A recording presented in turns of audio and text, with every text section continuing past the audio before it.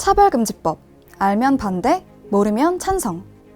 차별금지법, 도대체 무슨 법이길래 국회 앞에서 이 법을 반대하는 분들도 단식하고 찬성하는 분들도 단식을 하는 걸까요? 대한민국 한 하늘 아래 다들 왜 이러십니까? 알면 반대하고 모르면 찬성한다는 차별금지법. 국회 본회의 상정될 수도 있다는데요. 이 법이 통과되면 대체 어떤 나라가 되길래 이 난리인가요? 어떤 것이 진실인가요? 며칠 전 일산의 한 개신교 목사께서 네덜란드에서 초등학교를 나오고 현재 중고등학교에 재학 중인 교포 자매 학생이 보내온 메일을 설교 시간에 읽었답니다. 유튜브에 화제가 되고 있는 알면 반대, 모르면 찬성하는 차별금지법. 1994년 차별금지법이 통과된 네덜란드의 현실에 대해 소개해드리겠습니다. 네덜란드에서 저한테 메일이 왔어요. 저희는 네덜란드에 살면서 온라인으로 목사님 설교를 듣고 있는 중고등학교 학생 자매입니다. 대한민국의 차별금지법 법안이 통과되는 것이 앞으로 기독교인들의 삶에 어떤 영향을 줄 수 있는지, 특별히 학교에서 가르치는 성소수자 사상교육이 학생들에게 얼마나 큰 영향을 주는지를 우리의 경험을 통해서 알리기 위해서 이 편지를 씁니다.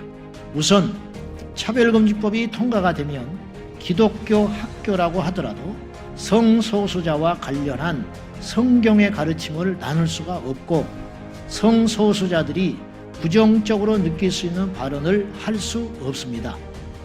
저희가 다녔던 기독교 초등학교에서도 친구가 성소수자에 관한 부정적인 발언을 해서 선생님에게 징계를 당한 적이 있습니다. 저희 학교 중고등학교 6년 과정에 있는데 저희 학교는 중학교 1학년부터 성소수자에 대한 교육을 받습니다. 이 교육은 무조건 받아야 하기 때문에 안 가면 생활기록부에 결석 처리가 됩니다. 여기서 말하는 성소수자는 남성과 여성 이외의 모든 성을 이야기합니다. 동성애, 양성애, 트랜스젠더, 무성애 등 수십 가지의 다양한 성소수자 종류와 정의 및 심벌을 외우기까지 해야 합니다. 이런 수십 가지의 성 정체성이 모두 정상이고 문제가 없다는 교육을 학생들이 사춘기가 지나면서 성소수자가 되는 경우가 매우 많습니다. 이렇게 해서 중학교 입학 이후에 4년이 지나면 한국 나이로 고1인데 언니 친구들의 50% 이상이 성소수자가 되었습니다. 만약에 친구를 인터뷰하는 조별 과제를 하면 그 친구가 원하는 인칭을 써야 합니다. 예를 들어서 친구의 생물학적 성은 여자인데 친구가 원하면 그녀가 아니라 그들이라고 불러야 합니다. 또 네덜란드는 보라색의 금요일, 그런 날이 있습니다. 이날은 성소수자들을 지지한다는 걸 표현하기 위하여 보라색을 입고 가는 날인데 뉴스, 어린이 및 청소년 프로그램, 학교 분위기와 선생님까지 성소수자 지지 운동에 참여하는 것이 깨어있고 의식이 있는 청소년이라는 식으로 홍보를 합니다.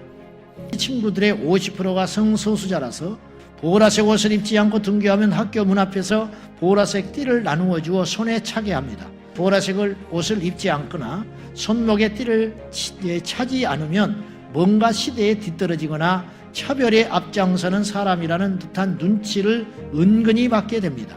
성소수자에 대한 부정적인 생각을 말하면 선생님께 불려가서 혼이 납니다.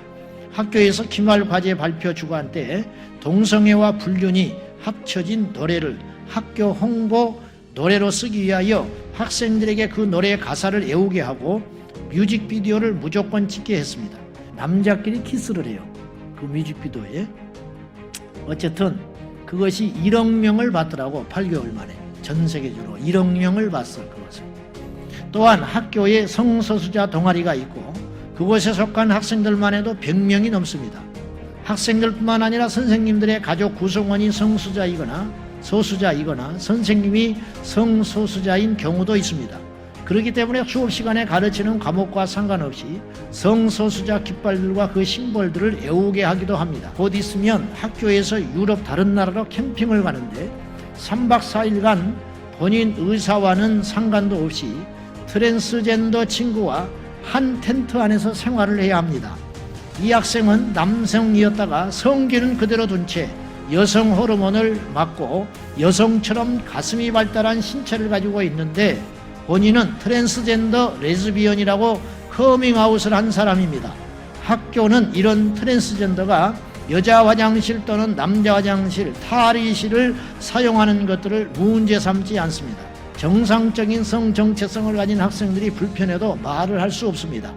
저희 언니가 고백하기를 중학교 1학년 때 2학년 사춘기 시절을 보내는데 학교에서는 성경과는 동떨어진 진화론적 진보주의적 사상교육에 매일 노출되고 스마트폰을 통하여 세상 미디어를 많이 접하면서 믿음이 약해져 있을 때에 자기에게도 성정체성 혼란이 왔다고 고백을 했습니다. 감사하게도 언니는 다시 믿음의 제자리로 돌아왔습니다. 이러한 사상교육은 엄청난 영향을 줍니다. 대한민국의 학생들은 이런 경험들을 하지 않았으면 좋겠기에 차별금지법이 얼마나 심각한 법인지 제발 깨달았으면 좋겠습니다.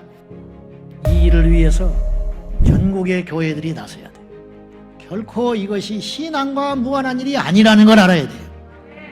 천국과 지옥과 구원과 십자가만큼이나 이 문제는 중대한 문제라는 거예요.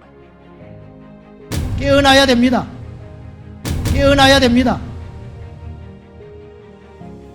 이상 알면 반대하고 모르면 찬성하는 차별금지법이었습니다.